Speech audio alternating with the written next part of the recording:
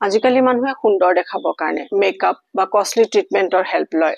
এই বস্তুবোৰে টেম্পৰাৰী ধুনীয়া দেখাব, কিন্তু আচল বিউটি হেবিট আৰু লাইফষ্টাইলৰ পৰাহে আহে, আৰু সেই বিউটি থাকে সদায় কাৰণে বহুত বয়সলৈকে। যদি আপোনাৰ স্কিন হেল্ডি, চকুত জিলিকনি আছে আৰু আপোনাক কনফিডেন্ট দেখা যায়, তেতিয়াহ'লে মেকআপ নোহোৱাকৈ আপোনাক বহুত সুন্দৰ দেখাব পাৰে। বিউটিৰ আচল সিক্ৰেট বাহিৰৰ পৰা নহয়, ভিতৰৰ পৰাও ৰিফ্লেক্ট হয়।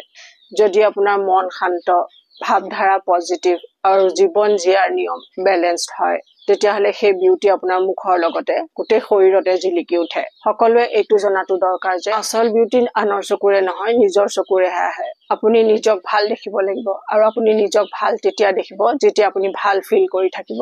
আৰু ভাল ফিল কৰিবলৈ নিজক উন্নত কৰি নিয়াটো দৰকাৰ। যেতিয়া আপুনি নিজক একচেপ্ট কৰে, নিজক ভাল পাবলৈ শিকি যায়, তেতিয়া আপোনাৰ চাইন আৰু বাঢ়ি যায়। এই ভিডিঅ'ত কেইটামান সিক্ৰেটৰ কথা কম, যিয়ে আপোনাক সকলো বয়সতে সুন্দৰ কৰি ৰাখিব। এই সিক্ৰেট আপুনি সহজ আৰু কৰিব পৰা। এয়া আপুনি সদায় অলপ অলপ লাইফষ্টাইল চেঞ্জ কৰিব পাৰে। এইবোৰ কথা যদি আপুনি লাইফত এড কৰি লয়, মই ক'ব পাৰিম আপুনি 1 নম্বৰত থাকিব। আপোনাৰ বিউটি, আপোনাৰ কনফিডেন্ট, আপোনাৰ পাৰ্চনেলিটি প্ৰত্যেক বয়সৰ লগতে আৰু বেছি জিলিকি উঠিব।